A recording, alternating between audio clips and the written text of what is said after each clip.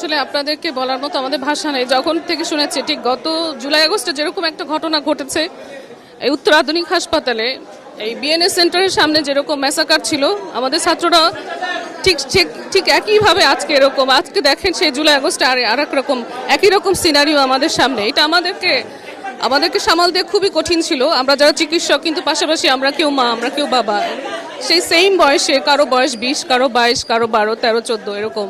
সে তখন থেকে আসছে এবং 100% বার্ন। জানি না এদের কি হবে। আমরা একটা প্রাথমিক চিকিৎসা দিয়ে আমরা ওদেরকে ছেড়ে দিয়েছি।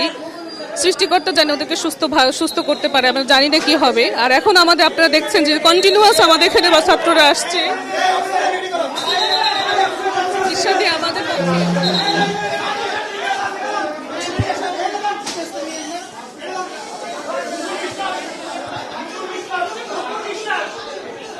সে দুপুর থেকে